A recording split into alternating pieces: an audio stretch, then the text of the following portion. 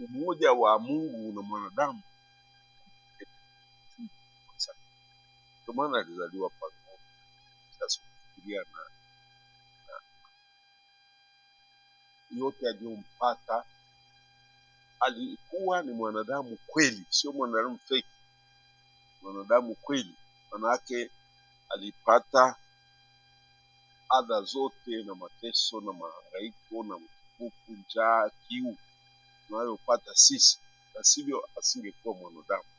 Na yeye mara nyingi alijiita mwana wa Adamu, manake mara nyingi alijiita mwana wa mtu ni Adamu.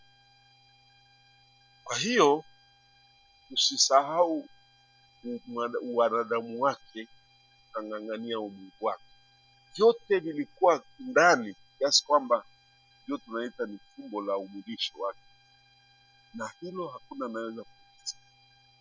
Na wale waliokuwa karibu naye walishindwa hata kulipambanua hilo. Alikuwa ni pamoja nasi kwa kila kitu isipokuwa dhambi.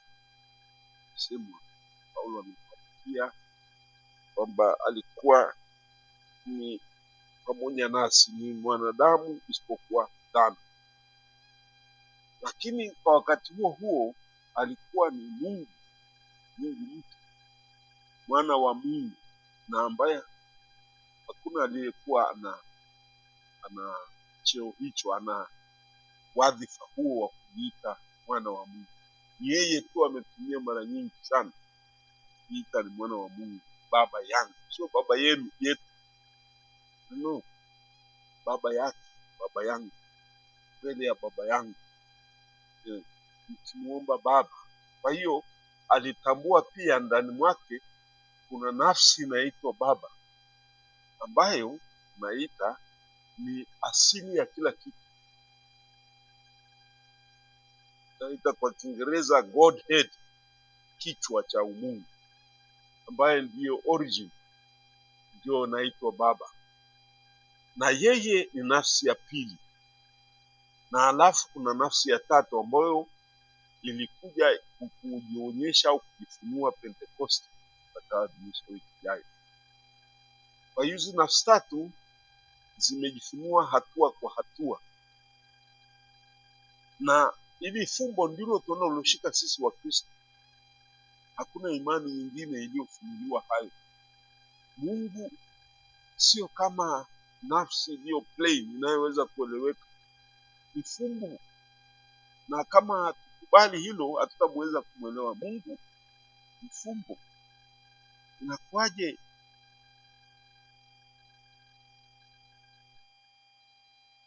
Mungu huyu awe na nafsi tatu? Mungu mmoja huyo awe na nafsi tatu? Hilo hatuwezi kuelewa. Ndani mwake ni umoja usiogawanyika, na kutokana na hilo kila nafsi, tunaposema nafsi kwa Kiingereza tunaita person, na hiyo person ina nature moja ambayo ni umungu. Sasa Mungu Baba sio mwanadamu, it's not a human being. Mungu Roho Mtakatifu ni Mungu, sio mwanadamu. Sisi tukakosea hili. Ni nafsi ya pili tu ndio ilichukua hadhi ya wanadamu, au tunaita ni nature, divine nature. Divine nature wanashia hawa hizi nafsi tatu, zina umungu, yani asili ya umungu, nature. Sasa ile neno la Kiswahili neno gumu, hata mimi nilikuwa na tafsiri ilikuwa shida tu, mpaka nikatafuta kwa wataalamu. Hapana, nature sio nafsi. Nafsi ni person. Person ndio nafsi, but they don't share the same person. They are different persons in one divine nature. All of them. The Holy Spirit is divine, yani asili ya umungu, sio mwanadamu. Roho Mtakatifu sio mwanadamu, sio tukakosea. Alafu Mungu Baba, the Godhead, ndio sema yule asili, the original, naita origin. Yeye ni ana nature, asili ya umungu, ana umungu, sio mwanadamu. Aliye mwanadamu ni mmoja tu kati yao aliyechukua asili ya kiwanadamu, ni nafsi ya pili, Kristo Yesu, akaitwa Yesu. Sasa hizi nafsi tatu, mahusiano wao kati yao ndio fumbo lilokubwa. Kila moja hizi zinawasiliana nasi kwa namna ya pekee. Hizi nafsi tatu za Mungu mmoja, one God, ya nature, asili yao ni moja ya umungu, lakini zina mawasiliano nasi, tunaita relationship, dispensation katika maelezo ya kiimani wanawasiliana nasi, sisi tunawatambua kwa mawasiliano. How do they relate to us? They relate to us in the person, not in the nature, because we are so small, kwamba Mungu haji kwetu kama Mungu. Hatuwezi kuona, hatuwezi kukaa naye. Hata kueleza mimi siwezi kueleza. Ukiangalia kwenye Biblia, ndio hiyo tunaita, kwa wale wenzangu tunaita theophanies. Mungu anapojifunua kwetu tunaita theophany. Mungu anaonya msikaribie, yani katika umungu wake, in his totality as God, tunaita triune God, Mungu mmoja ambaye ana nafsi tatu. Akija kwetu hawezi kukaa kati yetu, sisi tutakwisha.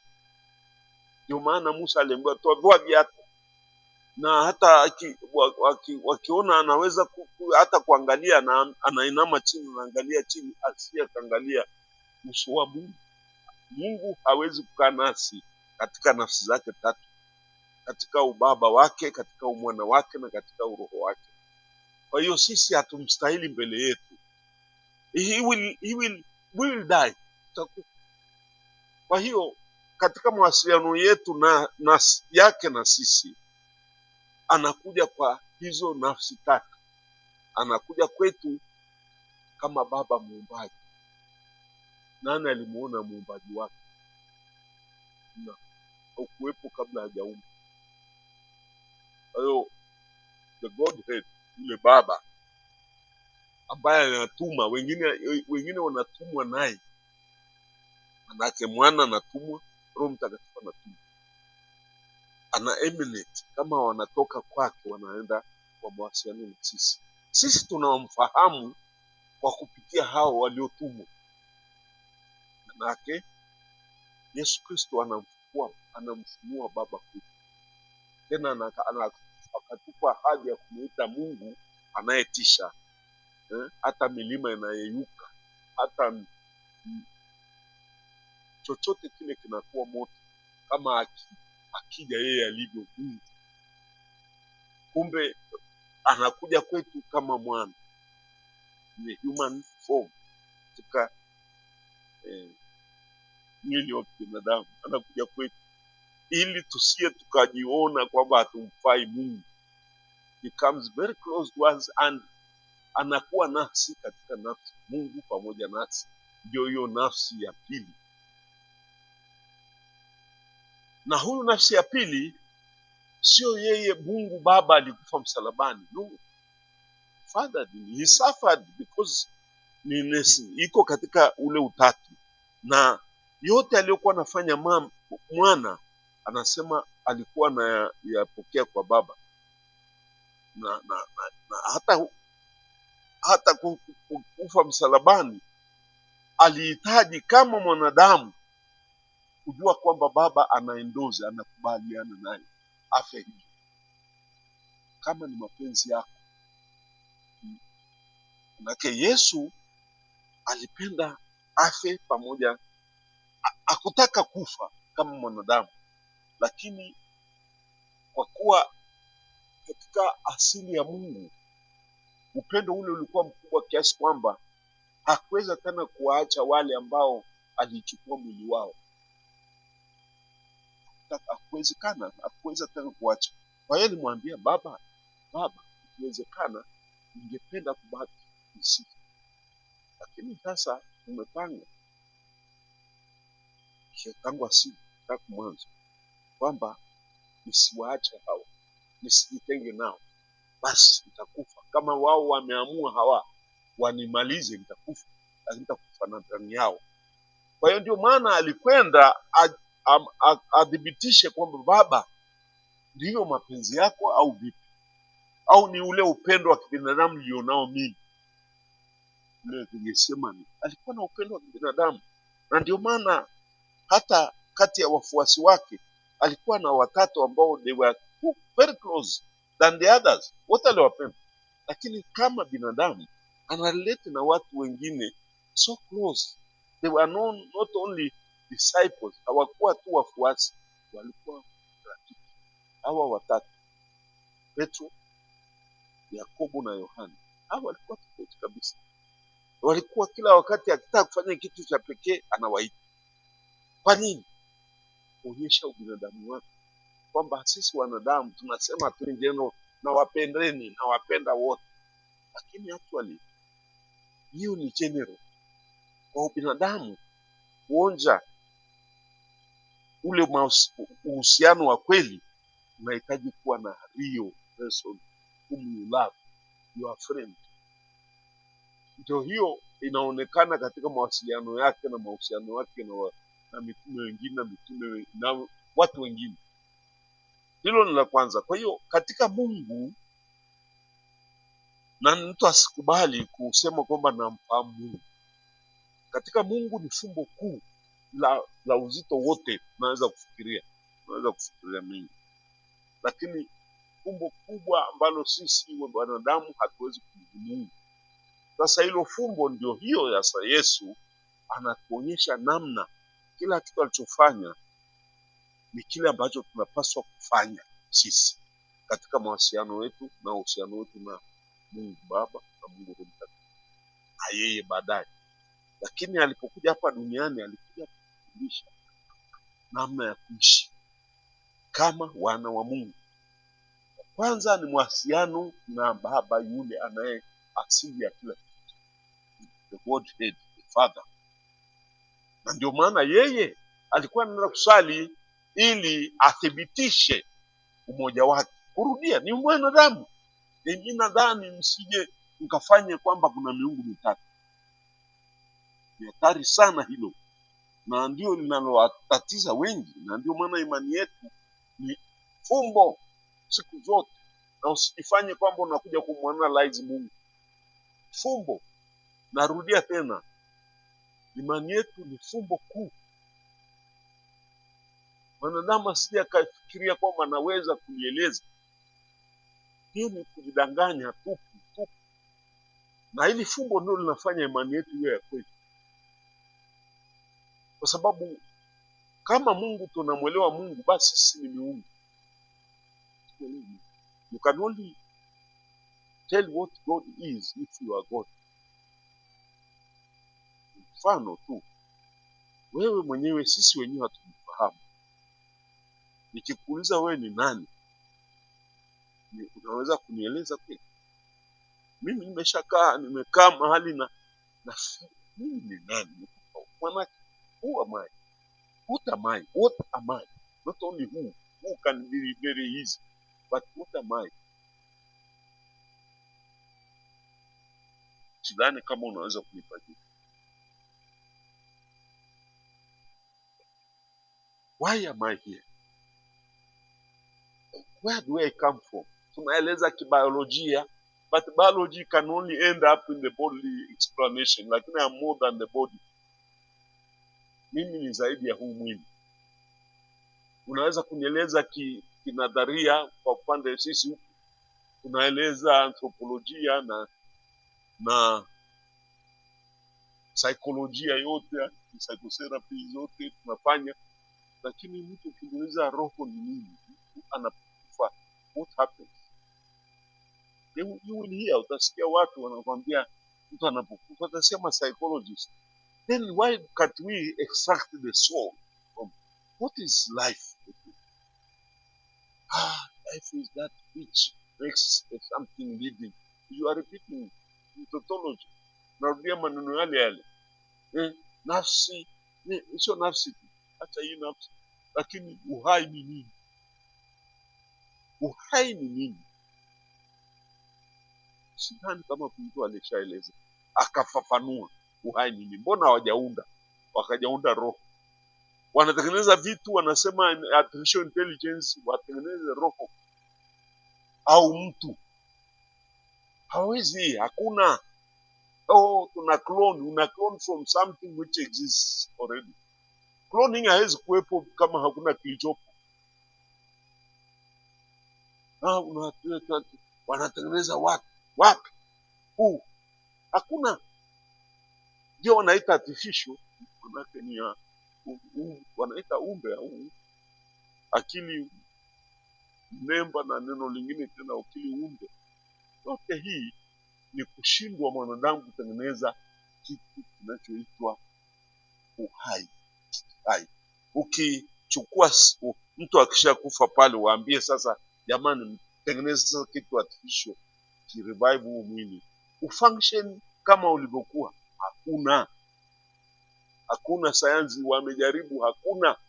Kwa sababu sasa na chenyewe tena, ukichukua sisimizi ukimkanyaga kinasimama.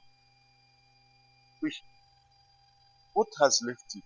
Ni kitu gani kimetoka? Hicho kitu kama mtu angeweza kukitengeneza hicho, hapo ndio tungeweza kueleza Mungu ni nini. Mungu ni uhai, ni asili ya uhai. Sasa huo uhai, kama sisi tunashindwa kueleza uhai wetu, what makes us live life, ile aliyopuliza kwenye pua, hakuna anayeweza kutengeneza. Hakuna. Tumesoma hakuna. Wanaongea tu the living cell na nini gani kimetoka, alafu na kuma. Sasa hicho tunasema tunaweza kuanalyze kila kitu, lakini sio Mungu. Mungu ni ile uhai. Kuweza kufafanua uhai, pengine you may come close to him, unaweza kueleza. Sasa Yesu katika mawasiliano yake na sisi alikuwa anatufahamisha kwamba maisha yetu chote tunachofanya turudi kwenye asili. Ndio maana alikuwa anaenda kusali. Sala sio kuomba tu. Most of us we think of prayer as kuomba. Hata tukuja hapo kanisani tunafanya ishara ya msalaba, tunafanya baba yetu, ni kuomba. Lakini baba yetu ni kamili kwa sababu ina sehemu zote za sala. Baba yetu ni sala kamili. Nyingine sala zetu nyingi sana kuomba ni ugonjwa unitoke, uponye fulani, kuomba tu. Hiyo sio kamili, sala kamili. Sala kamili ni kule hata kukaa kimya mbele ya Mungu. Hakuna anaweza hapo. Wengi wetu tunakuja hapa ni maneno tu. Tunamjaza Mungu, tuna project mawazo yetu kwa Mungu. Atufanyie. Hatumwambii, hatumuulizi hata wewe ni nani. Hatuwezi kukaa kimya mbele yake. Tunafunga kila kitu. Sema now I am before him. Let him speak. Acha aongee na mimi. Ni nani wangapi wameweza kusikiliza Mungu anaongea nao? Hatumpi nafasi. Tukija ni maneno yetu, fikra zetu, hofu zetu, sababu hatumpi nafasi Mungu. Sasa Yesu ukisikia ameenda kusali, sio kuomba tu, ni kuunganika na Baba.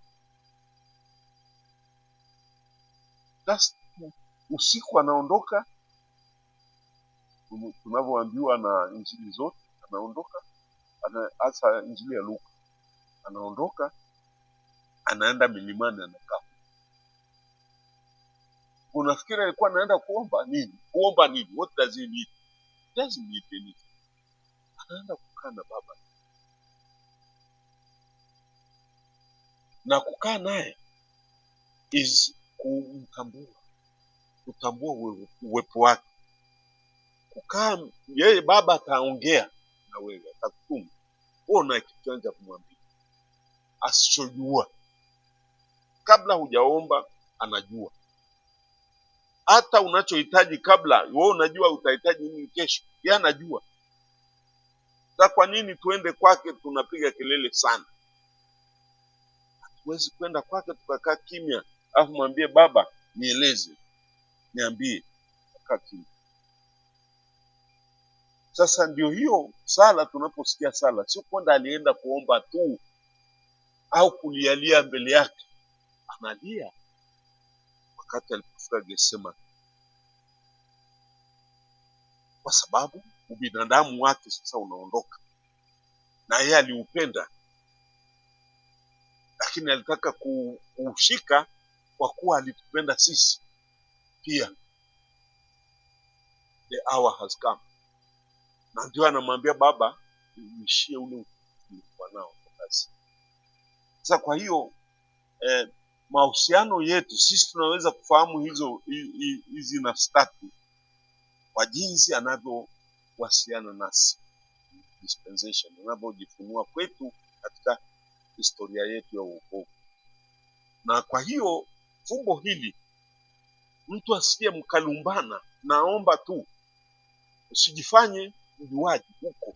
Acha wapumbavu, naita wapumbavu, au fools, wanaojifikiri kwamba wanamjua Mungu watu kusema hayo. Mimi ni fool, one of those fools.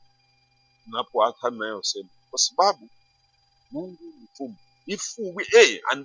Katika theology tunaandika ineffable God, unknown God, unknown ever. Usiende huko ukaanza malumbano ya kijinga, pumbavu. Mungu wewe, Mungu wenu namna gani?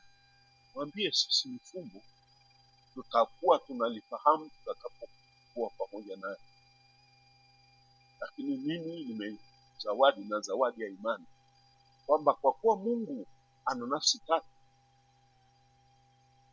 kwa kuwa alijiwasilisha kwetu, alijifunua kwetu kwa namna hiyo, labda akujalie ajifunue kwa sawa sawa. Wenzetu Waislamu hajajifunua kikamilifu, hawamjui, they don't know him, they don't know God really. Wao wanafikiri Mungu ni kama mwanadamu, not a human being. No, he has 3 persons ambao ni independent but one. Hiyo ni ngumu. Na mimi namshukuru Mungu, siku moja nimekaa nikafikia, Mungu ninakushukuru tu kwa kuwa usiniache nipoteze imani hii, kwa sababu hata nitakayofuata sitaifahamu. Kwa sababu hao wanaosema wanamjua Mungu hawamjui. Ni wapumbavu, wanafikiri wanamjua. Sasa kama mimi nimeshindwa kumfahamu baba yangu, nakaa mbele ya mzee wangu alipokuwa hai, naangalia na hasa namtafakari sasa kama mtu mzima, sikumfahamu mama yangu mpaka mama yangu ameondoka huku ulimwenguni. Wakati akiwa kwenye jeneza pale namwangalia, sikumfahamu. It's a mystery. Nawaambia watu wale wanaojiita wajuaji wa imani, mwe macho sana. Tena utakaposema unamfahamu, hutamfahamu tena kamwe. Afadhali moyo wako uwe unakereketwa kama wa Agustino, useme moyo wangu hautatulia mpaka nione uso wako. Hawezi kumfahamu Mungu. Na hata ule mbinguni Bikira Maria mfahamu Mungu? Never. Hakuna a creature that knows its origin. Kule mbinguni wanashangaa tu, kwa sababu God remains ineffable. Ineffable manake asiyejulikana. Hata mbinguni anaweza kujionyesha kwako kadiri ulivyo, na ndio maana tunatofautiana hata mbinguni. Ufahamu wako hautakuwa sawa na ule wa Bikira Maria. Ufahamu wako hautakuwa sawa na Yosefu na mitume. Sisi kila mmoja na nafasi yake, chombo ulichonacho kitajazwa, utakuwa satisfied. That is my God. But it's not the same. Mungu ni fumbo, useme hivi. Na kwa busara yetu, busara ya mtu mwenye busara, anakaa kimya mbele ya Mungu. Kwa hiyo mimi ningesema mtu yoyote asije kwako mkaanza malumbano ya kujaribu kumfafanua Mungu. It will be a big mistake and stupidity actually. Kwa hiyo mimi ninaishia tu kusema Mungu anajifunua kwetu kwa jinsi alivyojifunua kwenye historia yake ya uokovu, historia ya uokovu. Alikuja kwetu kama muumbaji. Na huyo muumbaji ndio tunaita the origin of existence, wa uwepo. Na huyu Mungu ambaye amekuja kwetu kama muumbaji ndio anaitwa Baba. Na ndiye anaonekana zaidi katika Agano la Kale. The Godhead, the original, the origin of existence. Ndio Mungu aliye hai. Ndio huyo. Akaja nafsi ya pili, who was in him, akamtuma aje kujifunua kwetu, akazaliwa, akawa mwanadamu piwa na sio feki, sio mwanadamu aliyeigiza wanadamu. No, he became human. He became just as Adam was. He became, akawa mwanadamu, akazaliwa na Bikira Maria, akaishi nasi huku, akapitia yote isipokuwa dhambi, akafa msalabani, huyo mwanadamu huyo. Lakini Baba akamfufua kwa sababu alikuwa na umungu ule wa nafsi yake ya pili, asingeweza kuoza, haiwezekani, ndio akamfufua. Lakini naye kwa kuwa alikuwa na, ndio Yohana anatueleza kuanzia sura ya 7 mpaka mwisho, anatueleza yeye na Baba walikuwa wamoja. Ukisoma sura ya kwanza ile prologue ya Yohana utaelewa ninachosema hicho. Alikuwepo tangu asili, lakini hakujifunua kwetu. Alijifunua wakati ulipotimia, akazaliwa na Bikira Maria. Lakini alikuwepo, he is the architect. Yaani hiyo nafsi ya pili ndio ilikuwa architect ya uumbaji. Sasa hayo mafumbo hayo ndio yanayojifunua katika Agano Jipya. Ukajua kumbe alikuwepo nafsi ya pili ya Mungu. Ukajua kumbe ilikuwa nafsi nyingine ya tatu. Hata mwanzo mitume hawakujua kama kuna Roho. No. Roho Mtakatifu amejikuja kufunua walipoelezwa. Yohana anaanza sura ya 14. Anaanza kuongea juu ya Roho kama nafsi iliyotoka kwa Baba na Mwana. This is hiyo fumbo, the mystery of yote hii tunaita the Trinitarian mystery. Na ametoka kwa Baba. Kwa hiyo katika ufunuo huu ni progressive. Mungu anatuchukulia kama watoto wadogo.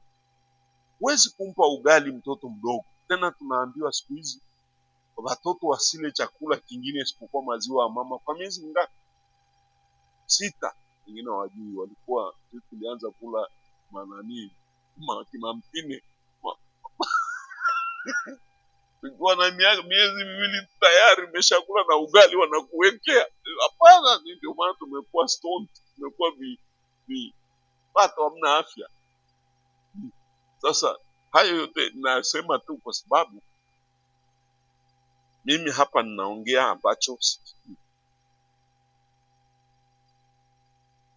sikijui. Ni mambo ambayo yanapita uwezo wa kibinadamu. Na ninaomba tu tusije tukajidai kwamba tunamfafanua Mungu. Sisi tunafundisha huku the Sacred Trinity theology, tunafundisha falsafa. Huwezi kuwa padri bila kupitia falsafa miaka 3 degree.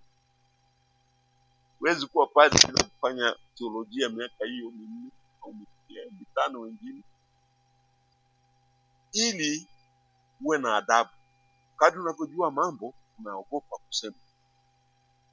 Ndio manake debe tupu aliacha kupika. Kadri unavyofahamu mambo kashika adabu. Unafikiri nafahamu mambo fulani, sasa kadri unavyoingia ndani funga mdomo. Kwa hiyo sisi funge mdomo mbele ya Mungu, afu yeye atachukua kwako na mwishowe utakapoenda kwake umuulize wewe nani. Yes, na usijaribu kubishana na mtu yoyote, na mtu asikwambie, usijitahidi kuenda kumweleza najua Mungu Yesu Kristo mimi namfahamu sana huyu. Unamfahamu? Yes, wote kila wakati alipokuja kwa mitume walikuwa wanashangaa. Nani alijua? Hawakujua chochote. Kwa hiyo hata mimi niende kwake kama mtu ili ajifunue kwangu zaidi. Ndio hiyo tunalosi. Sasa mambo ya sala, namna ya kusali, yeye alifanya hivyo kuthibitisha kile anachofanya kwamba ni kina comply, kinaendana na mapenzi ya Baba. Na akishakuwa na uhakika huo, kwa sababu Baba anamjibu, anapokea, kwa sababu katika Mungu hawezi kupingana. There is no contradiction and there is no opposition in the Trinity. Haiwezekani. Ni nature. Haiwezekani. Kwa hiyo yeye alikuwa anaenda kuthibitisha kile anachofanya wakati huu. Ninaamua sasa. Alikuwa anaamua pia. Naamua sasa, lakini kabla sienda utekelezaji, Baba tuko pamoja, anaenda kumuuliza. Baba nasema mimi ni mapenzi yangu pia na ni mapenzi yako. Kwa sababu hiyo Yesu hakulazimishwa. Aliamua pamoja na Baba na pamoja na Roho Mtakatifu. Hiyo umbo hili tuliache lilivyo. Sijui kuna swali la mimi nimejibu chochote kilichokusaidia. Kama sikuweza kujibu, tafuta labda mahali pengine tuulize. Kwa sababu naomba tu hicho. Naona asili yake labda ni malumbano yenu ya kijinga huko. Naita kijinga msore. Jaribu kumfafanua Mungu kati. Ndio busara ilivyo. Na watu wa sala ukimuuliza swali hilo utaona na kuangalia na sema kumbe huyu ni fake. Sio Mkristo. Kudhubutu kumfafanua Mungu utaingia kuwa mjinga. Kwa sababu Mungu ni fumbo. Hasa fumbo la imani tunasema na zaidi hapo tunasema tunarudia, lakini we don't even advert what we say. Hatujui tunachosema pengine. Tunafikiri ni kama unasoma. Mungu sio jiografia unajifunza regional geography au metaphysics. Hapana, is more than that. If we come down to that in humble beginning, utamfahamu kama Bikira Maria alikuwa anakaa kimya. Kiona vinatokea. Ndio hivyo, Mkristo aliyekomaa anaabudu, sio kuomba. Sala zetu hazikamiliki kwa sababu tunakuwa ni watu wa kuomba badala ya kwenda mbele yake na kukaa kimya. Adoration. The top sala iliyo kamili hilo. Adoration. Tunakuja ni kuomba. Hata usikia maombi kanisani ni maombi. Why don't you keep silent? You think God doesn't know what you need? He knows before you even think of those things you are thinking. Anajua kabla. So why would you tell him? Mtu akikukumbusha, mimi nakumbuka tena, unakumbuka tena. See, this guy doesn't believe in me. He doesn't know me. That I know before he knows. Kwa hiyo mara nyingine unakaa pale, watu wanaokaa kimya sio kwamba hawajui. Perhaps they know deeper than you. Kwa hiyo mara nyingine kufunga mdomo, hata tusiende sala tufikiri sala ni kwenda kuomba. Yesu hakwenda kuomba. Alienda kusali. Unasema sala Baba yetu inatuonyesha njia. Angalia Baba yetu ina maombi matatu au tunaita maombi lakini ni petitions, lakini ina sehemu tatu kuu. Sala baba yetu au mbili, lakini mbili hasa. Sehemu ya kwanza ni sehemu ya muhusu Mungu. Yeye unamwambia yatimie, kwa sababu hata siyajui. Jina lako litukuzwe. Ni sifa tu, naenda kutoa sifa kama tasbihi ya Waislamu. Ni sifa. Sisi tunapiga kelele mno kuomba, na hiyo inaonyesha upagani. Hatumwamini Mungu, tunamkumbusha. Why? You think God doesn't remember you? Doesn't know what you need? Yesu ametuambia katika Injili ya Mathayo sura ya 6 ya 5. Anatuambia 5 mpaka 8.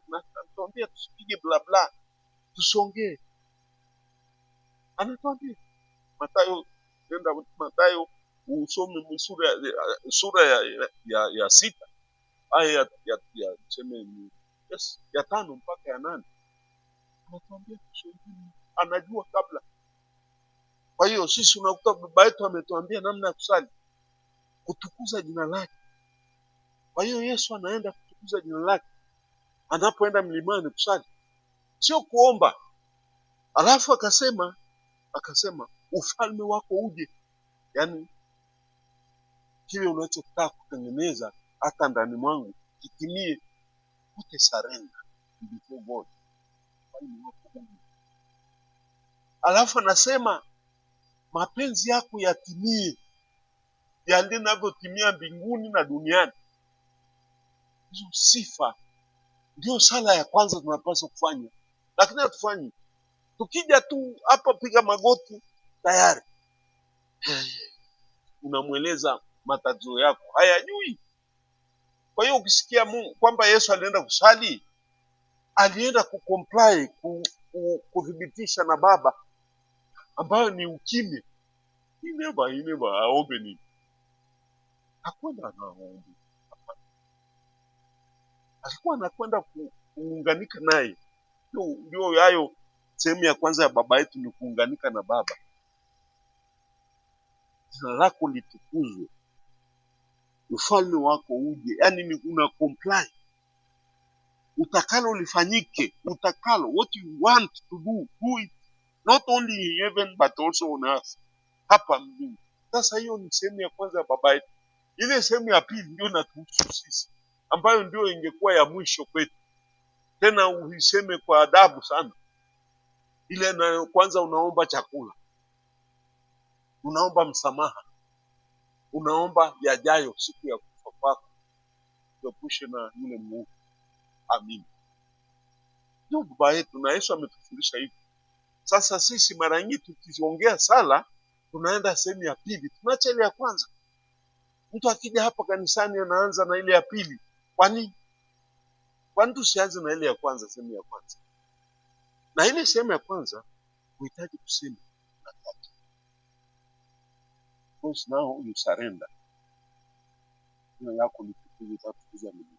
Litukuzwe ni passive.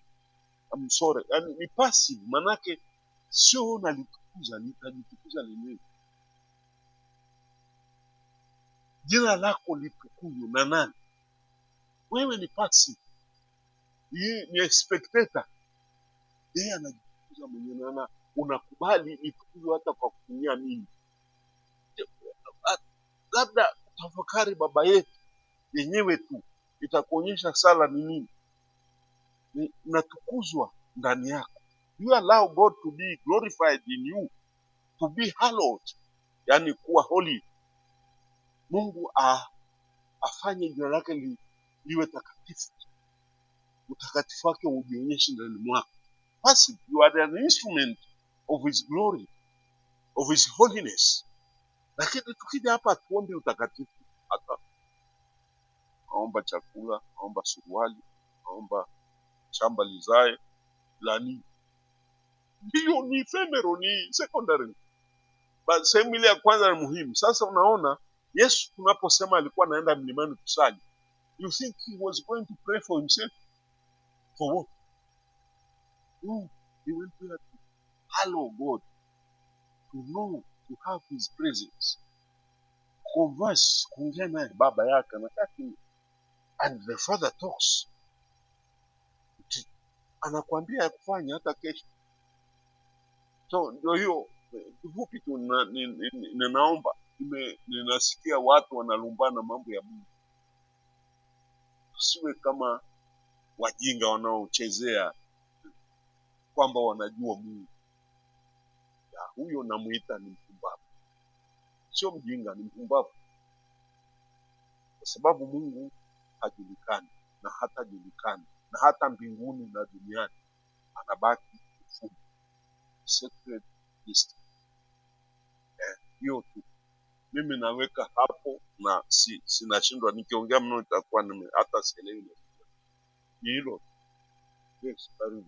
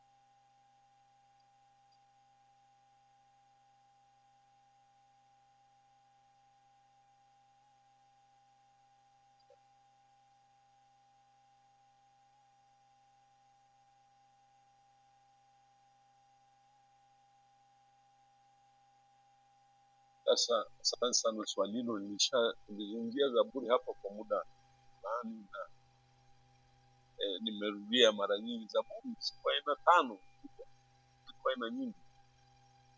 Sasa hizo ulizosema za malalamiko, za kulia, za mwanadamu anapokwenda mbele ya Mungu anaenda hadithi. Ndio maana hata kukaa kimya ni moyo unaomwagika mbele ya Mungu, kwa sababu it's better to remain silent before the Almighty, mbele ya Mungu. Sasa mwanadamu yule anapokuja mbele ya Mungu anakuja alivyo, na anakuja alivyo na vitu vyake vyote alivyovifikia. Sasa Zaburi zinamwakilisha mwanadamu mbele ya Mungu, mwanadamu kamili asiye na visingizio vingine, alivyo mwanadamu kosefu, mwanadamu anayeteseka, mwanadamu anayeonewa, mwanadamu aliye mfalme anayesherekea.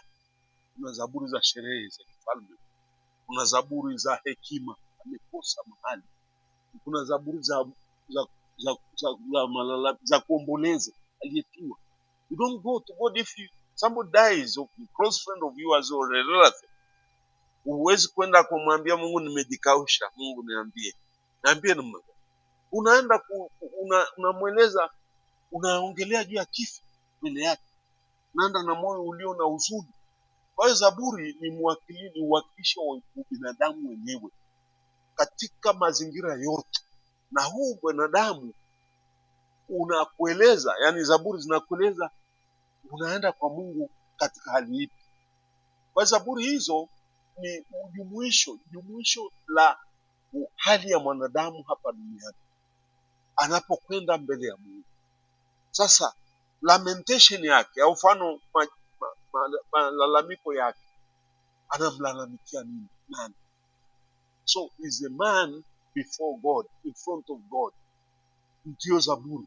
Zaburi ni nyimbo, yes, in the first place.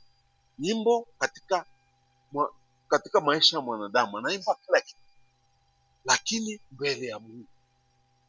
Kwa hiyo ile sehemu ya pili ya baba yetu, ile sehemu ya pili ni mwanadamu anayejimwaga mbele ya Mungu. Akiwa na furaha anaenda kumwambia, nimefurahi sana leo, nimekula na kunywa. Mungu kwa kutupa afya njema. Lakini sasa anakuja mwingine, baba, nimelala hapa kitandani siku zote, hata wale rafiki zangu hawaji tena. Huyu ni Ayubu. Hawaji tena, wakija hapa wanakuja kunikejeli. Huyo hamji tena huko, hali yake imekwisha. Huyo ni mwanadamu pia, anamwaga nafsi yake mbele ya Mungu.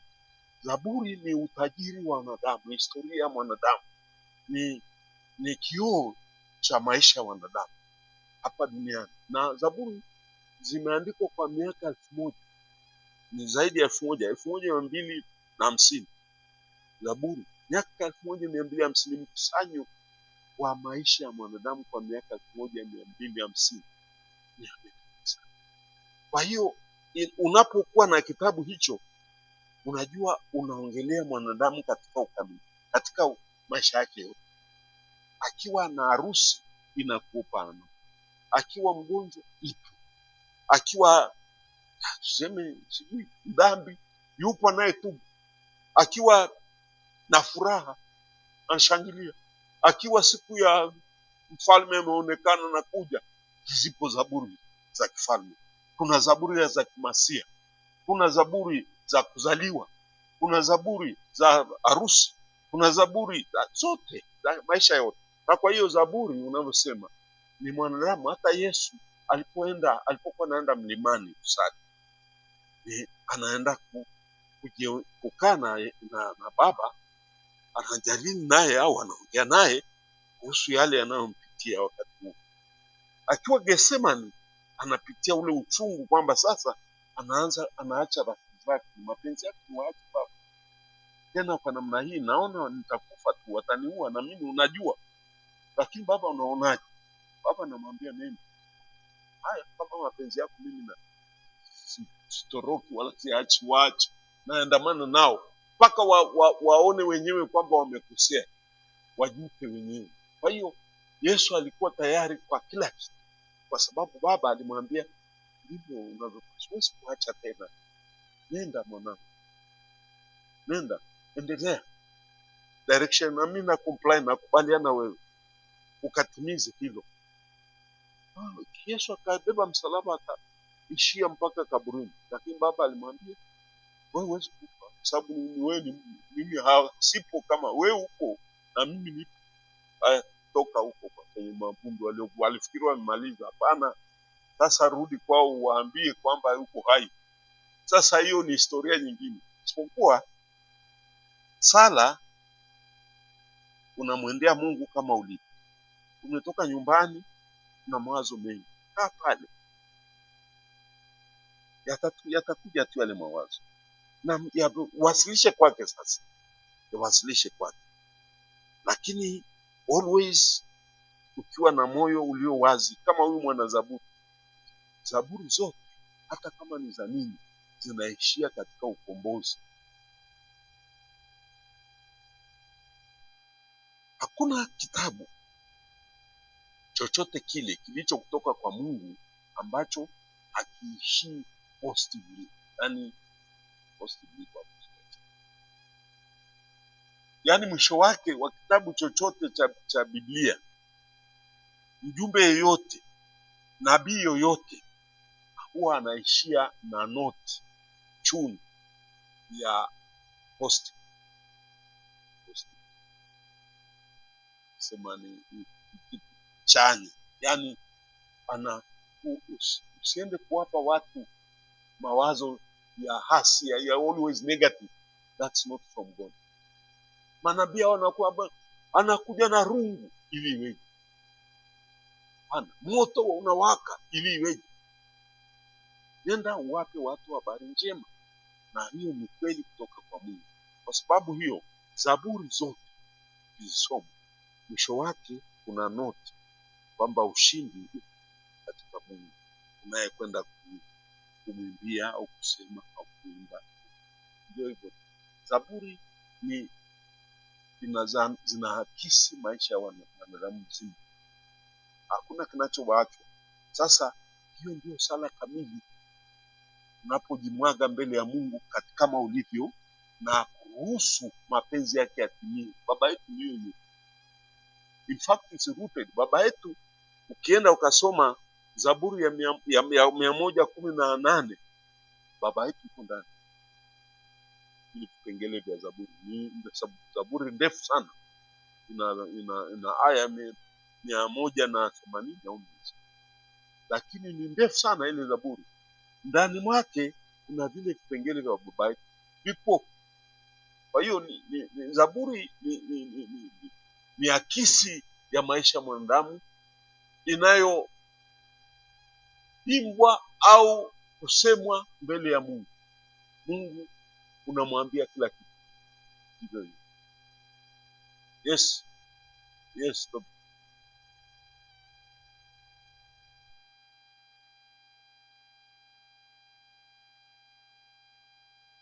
Ndio.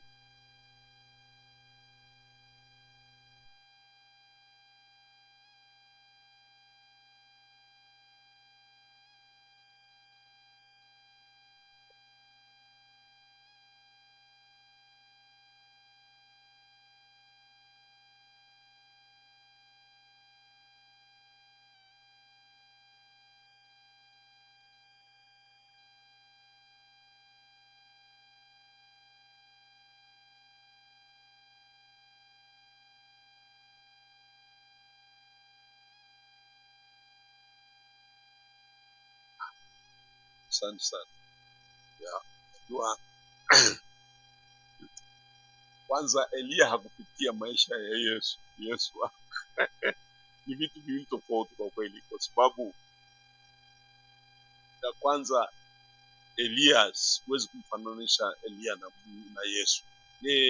Elia hata katika Agano Jipya tunaambiwa ni mtayarishaji tu na kuwapasha watu habari, ambayo Elia hiyo imechukuliwa na Yohane Mbatizaji, kwa sababu Elia hakupitia mateso ya Yesu. Elia hakufa, Yesu alikufa. Elia hakufa, amechukuliwa mzima. Kwa hiyo kumlinganisha na Yesu ni tofauti. Yesu anayepaa, Yesu hufufuka, hafi tena. Different. Kwa hiyo hatuwezi, ni figa mbili tofauti. Na ndio kuna vipengele ambavyo vinaendana kiasi. Kwa mfano Elisha anaangalia bwana wake anachukuliwa na kisulisuli na gari la moto. Hiyo ni sini ya kwamba naenda kwa Baba mbinguni. Lakini Yesu akupaa na kurukakara ya namna ile. Yeye ameondoka mwenyewe na bila hata nyenzo. Ile gari la magurudumu na waka moto, hiyo ni sini ambayo inaonyesha kutakaswa bado. Moto ni kutakasa, na kufika mbinguni huwezi kwenda huko bila kutakaswa. Kwa hiyo bado ilikuwa anatakaswa na ule moto. Huko mbinguni sio kwamba kuna moto. Ule moto ni safari ya kwenda kwa Baba, na kwenda kule kukaribia Mungu mkuu ni moto, nasafishwa mpaka uwe piwa. Kwa hiyo pale naona ni vitu viwili tofauti. Yesu hakwenda na moto, au yeye amepaa mwenyewe kwa nguvu zake alipo, akapokelea mawingu yakachukua. Sasa hiyo ni vitu viwili tofauti kabisa. Kwa hiyo labda ni kutoka tu scenario ya kwamba mmoja anawaacha na kuondoka, hiyo unaweza kufikiria hilo, lakini uangalie kwenye details zake, yani katika undani wake, hili ni tofauti. Si ukalinganisha ile kupaa ukawa ni sawa na kupaa kwa Yesu. Hapana. Yeye yule amechukuliwa tena magari na moto. Moto ni ishara ya utakaso, hajawa kamili. Lakini Yesu alishapitia kifo, alishafufuka, alishakaa na watu, na alafu akawaita mwenyewe na kutoa mipangilio ya maisha yake, kwamba mfanye hivi na hivi, akaondoka. Na ameondoka kwa utulivu, bila ni mawingu yamempokea, kana kwamba alikuwa na utukufu hata hapa. Ni kwamba tu ameondoka mbele ya macho yao. Kwa hiyo kupaa kwa Yesu hakuwezi kulinganishwa na kupaa kwa Enoki au kupaa kwa Elia. Hata scenario, mazingira na wahusika unaweza kusema.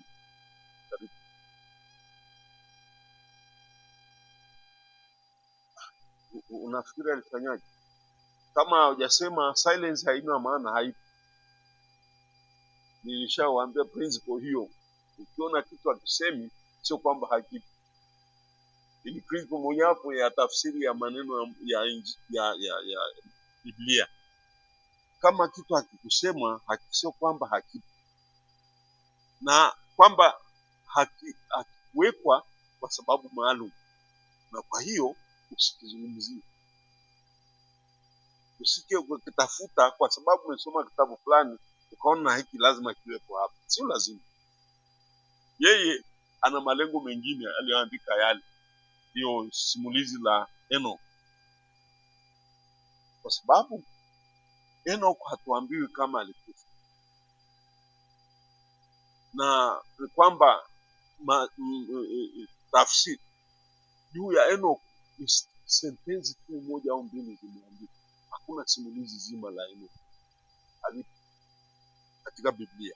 Katika vitabu vingine ambavyo tunaziita ni apocrypha, maana vitabu ambavyo havikubalika,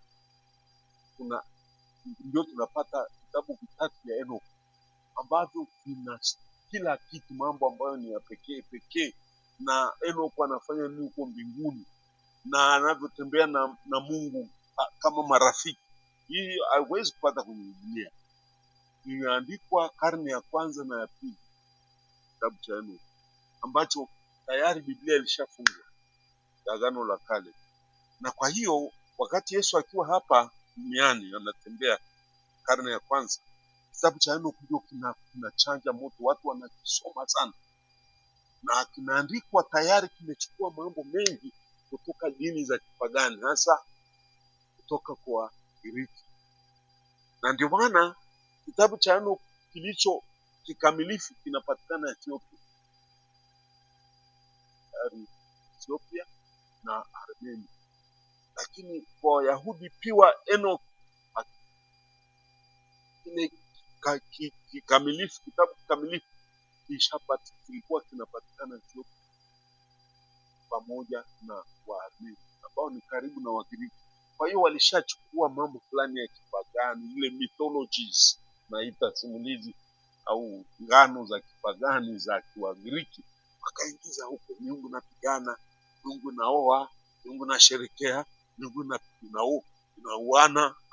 Those are the things that you may find resounding na kama ni reflection katika kitabu cha Enoch. Alafu unaongelea malaika wakuu wako, malaika wakuu walikuwa 9 mpaka 11.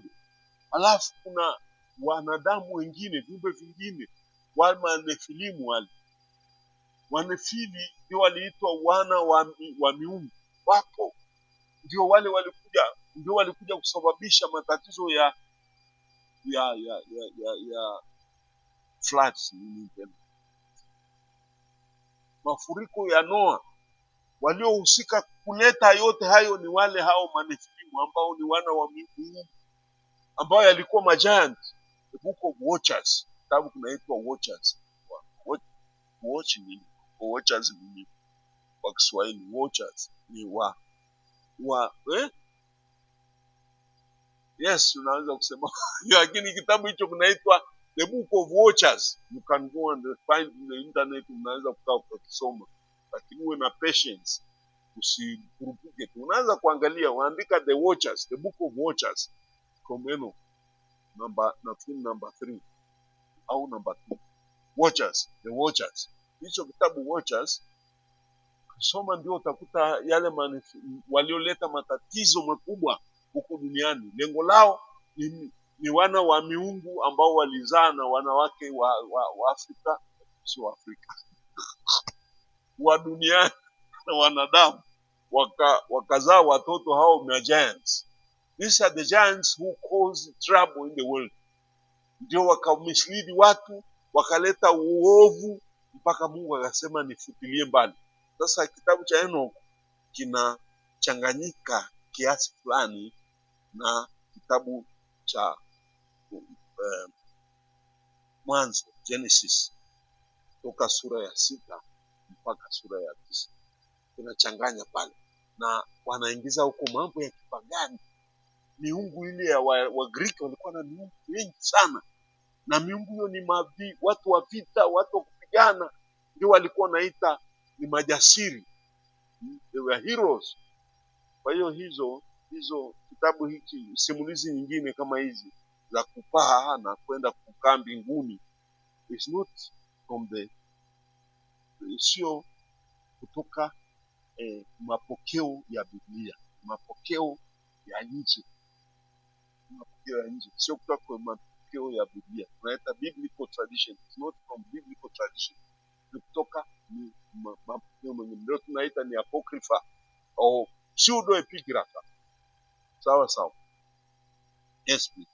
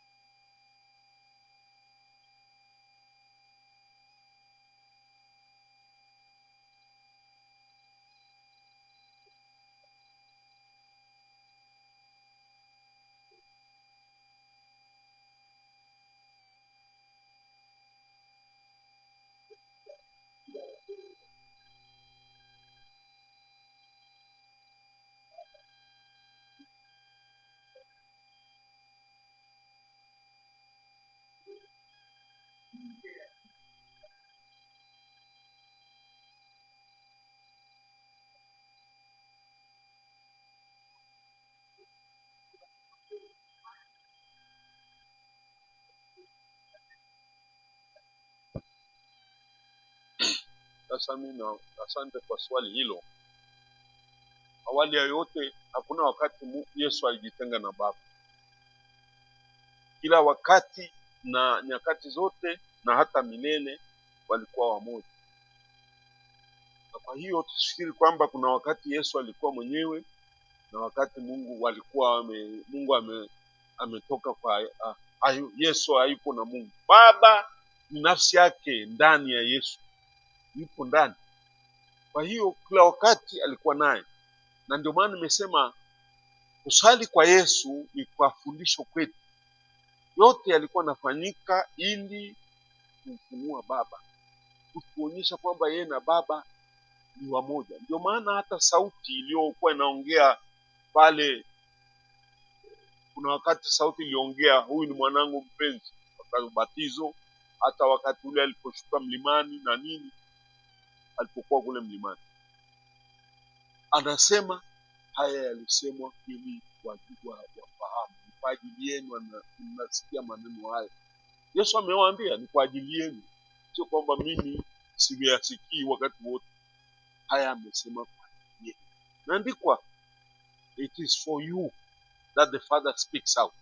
Lakini yeye anamsikia na anamfahamu nyakati zote, usiku na mchana. Ni nafsi moja, ni Mungu mmoja. Hakuna wakati Yesu alikuwa hana Mungu. They were never separate. Lakini sasa hiyo mfano huu uliotoa ni kweli kwamba we have sometimes kuna wakati ambapo tunahitaji kuongea kwa kina na Baba kutokana na mazingira tuliopo. Sisi hatuwezi kuwa hata wakati mmoja kwamba hatujui mapenzi ya Mungu. Hakuna. Hata hiyo ni uongo na ni unafiki, kwa sababu imesemwa yote yameandikwa nafsini mwetu. Everything is written in our conscience. Hakuna wakati wewe utakuwa mwanadamu kamili kama huna dhamiri. Ukiona kitu kinapinga dhamiri, hicho sio mapenzi ya Mungu. Ndio maana hakimu wetu wa mwisho, siku tunalazwa kwenye kaburi, atakaye tuhukumu na dhamiri yetu, imeandikiwa kwenye Lumen Gentium Vatican II documents, kwamba usije ukachezea dhamiri ya mtu. Ile ndio sauti ya Mungu iliyoko ndani mwake, ambayo Yeremia anatuambia ile sura ya 31 aya 31 mpaka aya 34. Sheria zote haziandikwi tena kwenye mawe au kwenye mbao za mawe, zimeandikwa nafsini mwenu, rohoni mwenu. Kwa hiyo sisi, kila mmoja anajua mapenzi ya Mungu. Mtu asiyekaja kusema wewe hujui mapenzi ya Mungu, unayajua.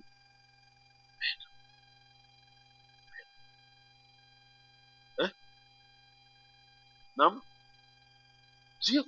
Ndio maana baba zetu na babu zetu wako mbinguni, wakati walipotenda kinyume na dhamiri zao, they condemned themselves. Huyo ni mtu mbaya sana. Tena wanaweza kwenda mbinguni wanazotangulia. Kweli, kwa sababu wale tena, kuna wengine ambao akisema ni ukweli ni ukweli. Masai ni sasa hivi wameanza kuwa wakorofi, lakini zamani watu waliwaamini kwa sababu kile anachosema ndicho ndivyo ilivyo. Hawana unafiki. Akikasirika kimbia, anakuweka sime. Hiyo ni kwa sababu dhamiri yao hawaendi kinyume na kile kilicho ndani ya conscience yao, ya dhamiri yao. Na ndio maana watu waliwaamini. Anasema huyu jamaa, wewe sio nimekuona hapa wewe. Ni kweli ni huyo, sio mwingine. Lakini sisi ukorofi na ujanja na nini, tunaweza kusema sikumuona. Unaona? Kumbe ni kinyume cha dhamiri, sio mapenzi. Yule anasema kama yuko Ngai, yeye anajua yote. Masai muulize Ngai, hawezi aseme Yesu, lakini anaweza kusema Ngai ni Mungu, na yeye ndiye anachosema ni kile ambacho yeye Mungu angesema. Leo hiyo wao ni pure conscience. Na ndio maana nimesema wengi wao huko, wenzetu huko tumeishi huko, tunashangaa wafanya dhamiri zao zikawa piwa na mnasisi. Kwa kweli ni shida. Dhamiri zetu zimevurugika kwa ajili ya uongo. Kile unamwambia mtu nakupenda sana, na huku unamwekea moto, kijinga cha moto akikalie. So what kind of thing is that? Huwezi kusema hata kama wewe Mkristo alafu unafanya mambo mengine tofauti. Unampigia mtu sumu alafu unamwangalia kwa jicho, nakupenda sana aisee, sisi rafiki umemwekea sumu, anakula miguu juu, nasema nimekumaliza wewe. Kuna mmoja hizo picha hizi za vichokochoko misi za jamaa huko wanaonyesha kwamba mtu mwanamke anakana jamaa, kumbe ni zile pesa anataka, ama gold diggers wale, anakana ngoja ile pesa, anajidai mimi nakupenda sana baby. Alafu jamaa anaingia hapo labda msalani, yeye anachukua madawa ya sumu sajia pale.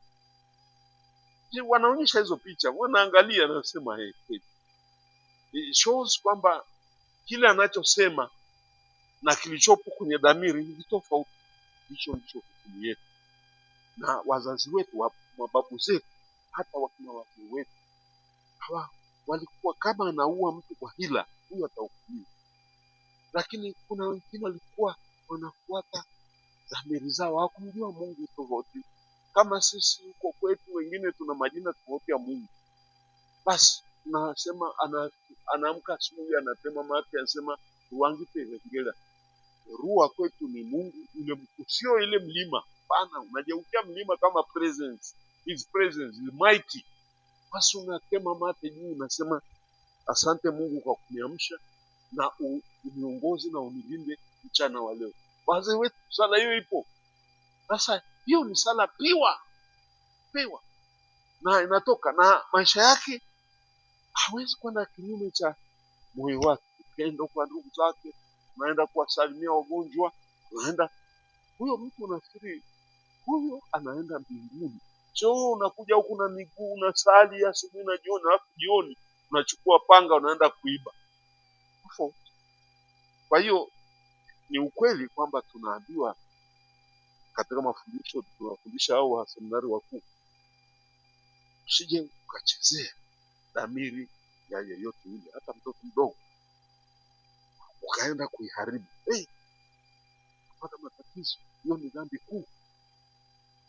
Yaani unaweka roho ya shetani ndani ya roho ya ambayo ana Roho Mtakatifu tayari huko ndani, afu unaenda kumwambia ufundishe tofauti. Hao watu haina shida, wale tunawapeleka huko tunawaambia wapige watu risasi, hao child soldiers. Makosa makubwa sana, makubwa hayasameheki. Sijui kama yanasameheki, sio Mungu. Lakini tutunze dhamiri za wengine, tusichezee. Never tamper with the conscience of anyone, kwa sababu hiyo ndio mwisho wake. Sasa wazee wetu walioko kwa Mungu huko, wengine walikuwa na safi, hao watapenda Mungu whether they knew God or not, but the conscience will send them to the original life wa Mungu. Hiyo tunayotangaza. Yes, please. Yes.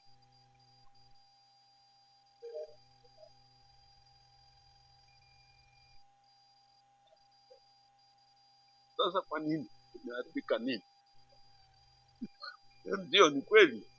Mimi ninaangalia tu, ninakumbuka mimi nimeishi muda mfupi kwa sababu ya shule, lakini nimeishi muda mfupi na babu sikumkuta, lakini bibi akikwambia hiki usifanye hiki, na usipofanya kupata matatizo. Na wale wameenda mbinguni tu, yeye ameishi muda mrefu, lakini alibatizwa baadaye. Lakini they were following, there was truth in what they said. Sasa hivi kwanza hata unamkuta mzee anakuambia kitu, alafu lazima counter check, cross check kama ni kweli au vipi. Sababu sisi hata wazee wamekuwa wakorofi, wanadanganya. Kwa hiyo sasa tunakuwa vijana wetu hawaelewi, tunakuwa na wazazi wasije wakawafundisha watoto kinyume na maadili. Sio maadili wanazungumza, maadili alafu wanachofanya sio maadili. Watajifunza wapi? Ningependa siku moja mtu niandike kitu gani, nitapeleka wapi? Sielewi. Kama hao wanasiasa wangesikia, ningeandika sijui aina fulani article fulani, waone jinsi wanavyojiopozi na wanavyofanya jamii yetu iharibiki, na hata kuogopa kuua. Who is teaching them to kill? Mtu kweli, kijana alizaliwa kijana mzuri tu. I know mmoja amekuja sisi watu wengine, mmoja amekuja hapa ameniambia nimetumwa nikaue, sasa nimekimbia. Baada sana nitajitafuta security wapi? Kijana anaogopa, alitumwa akaue, sasa anahangaika. Yeye mwenyewe alikataa akakimbia.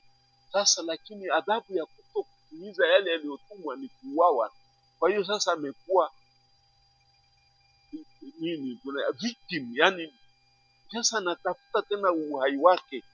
Ametumwa na wakubwa zake kuua. Sisi tunawaambia ni siri za watu ambao tupo huku kanisani tunajua mengi. Mtu anahangaika sasa, hadi nanipa mwazo gani? Manake he knows, aliona, anaanza kujua kwamba anatafutwa au wawe kabla mambo haya. Umekataa na kwenda sasa, unaniambia serikali nakuja inaniambia fundishani watoto maadili. Wazazi wetu wakufanya hayo, walichosema ni hii. Kama umechaguliwa unachaguliwa, kama hukuchaguliwa basi kuisha, wewe ukubadiki. And there was no complaint, hakuna kustakiana. Sasa hii imetoka wapi? Haraka, hamna haraka.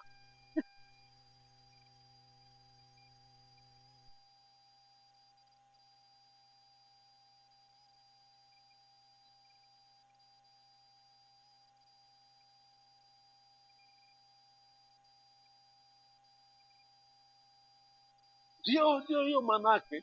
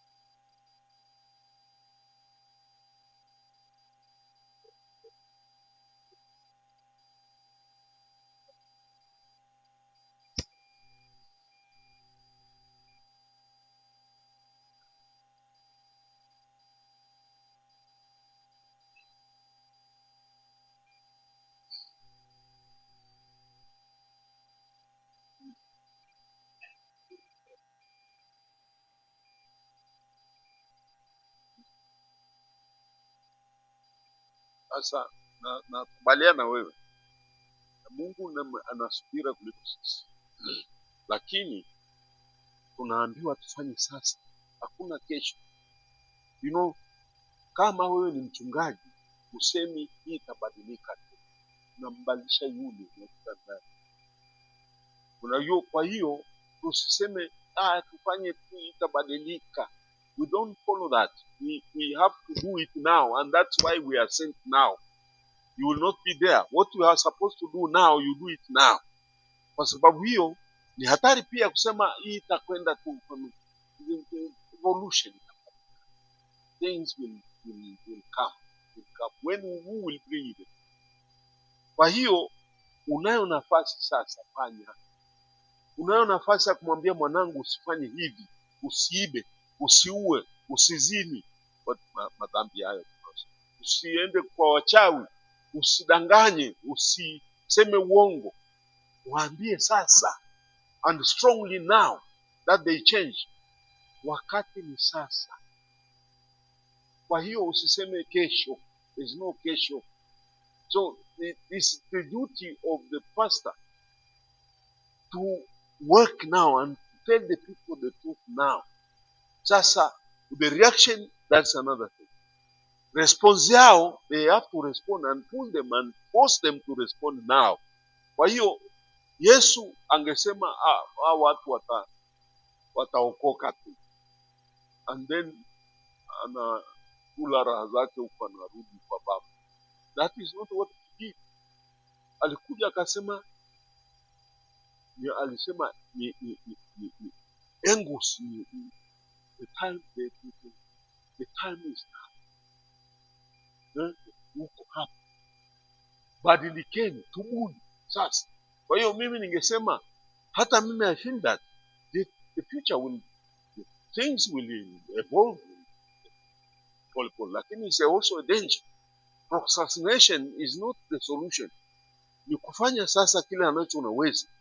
If you are with a friend who is stealing, unasema ataacha, alafu mwishoni atakuja kukuibia ile hata ile no. Kwa hiyo ni sawa unachosema, history has evolved that, but a prophet is sent for his time, not for the future, for his time.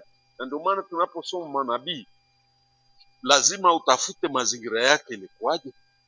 Sio unamsoma kwa juu tu. Hata anaongea na mimi leo, we aliongea na watu wake kwanza, and then how will it apply to my life now, my situation now.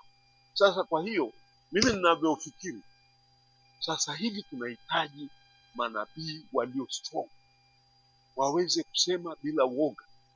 Watu na mahitaji huko wanapata shida, anaitwa wajima, wanapata shida, lakini waseme tu. Wakina Bagonza ule waseme tu. Hata wakina kijana wangu waskofu wanasema wakina nani Pisa anasema those are people who are now, they should not wait. Other things will solve themselves. Who will solve? No, now. Kwa hiyo mimi ningesema yote mawili hapa.